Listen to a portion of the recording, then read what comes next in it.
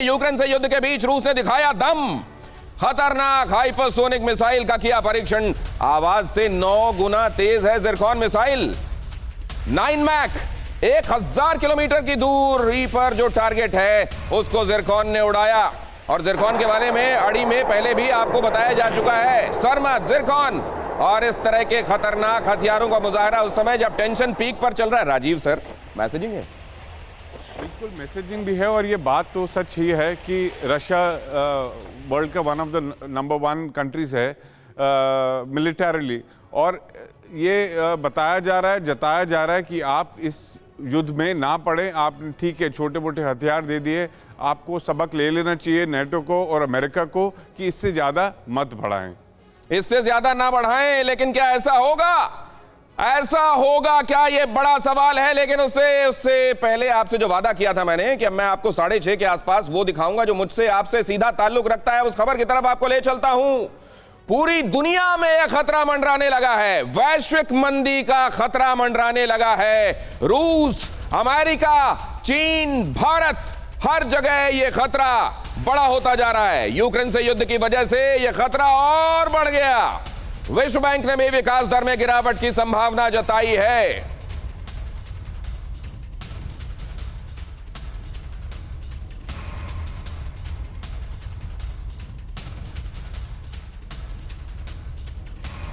अब मैं आपको उस इंफॉर्मेशन की तरफ ले जाऊंगा और इलाबोरेशन में, लेकिन उससे पहले एक जरा क्विक कमेंट लेना चाहता हूं। क्या इसके साइड इफेक्ट्स, इसके रेमिफिकेशन सोचकर, अगर अमेरिका इसका सर इंजीनियर है, आर्किटेक्ट है कपिल सर, तो उसने ये सब भी खातिर में लाया होगा कि बूमरैंग मुझ पर कितना होगा? देखिए, ऐसा है कि मैं समझता हूं कि अमेरिकन्स आर वेरी पुअर स्ट्रेटेजिस्ट्स।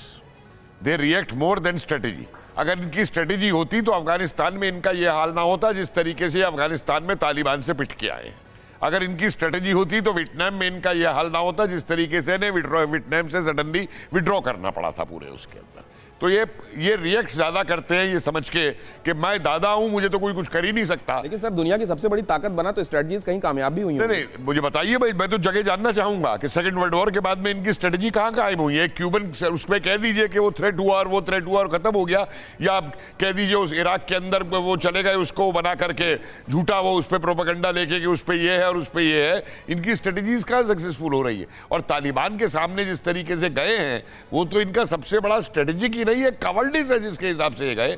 और जो आदमी जिसको तालिबान ने धमका के डरा के भगा दिया, तो रशिया तो बहुत बड़ी चीज है। रशिया के आगे ये कितना चिल्ला देगा या कितना वो कर लेगा पूरा उसके। एक और चीज ध्यान रखिए दिनेश जी कि ये जो बात हो रही है लॉन्ग रेंज रॉकेट्स और ये बड़े वेपन्स देने की, ये खाली वेपन्स देने से काम नहीं चलता। जनरल लोग मेरे साथ हैं, इनके ट्रेनर्स आपको देने पड़ेंगे। वो ट्रेन चल तो रही थी, जो पोलैंड वाले हुए हैं जो इनके बटन दबा देंगे। पोलैंड बॉर्डर पर चल तो रही थी। सुनिए, और अमेरिका अगर अपने ट्रेनर्स वहां भेजता है और उनके ऊपर अगर अटैक हो जाते हैं, तो जो मैंने पहले दिन कहा था कि अमेरिका अपने घर में कॉफिन्स अपने अमेरिकन्स के वापस नहीं ला सकता।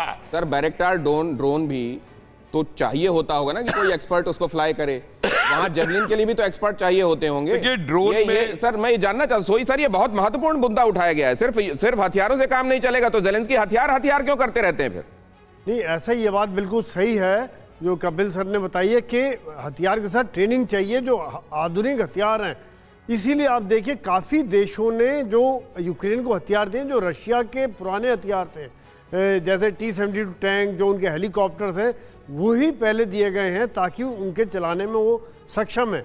और अभी जो नए हथियार दिए जाएंगे, इतनी जल्दी कोई ट्रेन नहीं हो सकता और इतनी जल्दी उनको कंसेप्ट में नहीं जोड़ा जा सकता है किस प्रकार से इसका इस्तेमाल होगा।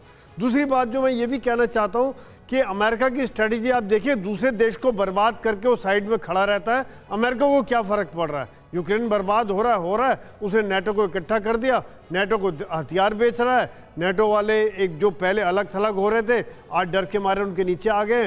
आज जो बात कर रहे हैं कि हम ऑयल भी इकट्ठे ले लेंगे, रशिया से बैन करेंगे, ये चीज़ें पहले नहीं थी। तो रशिया अमेरिका दूर रह के छोटे देशों को भिड़वा के वहाँ बर्बादी हो जो हो, उससे उन्हें कोई मतलब नहीं रहता। परवाह देश की, सोमवार से शुक्रवार रात 10 बजे TV9 भारतवर्ष पर।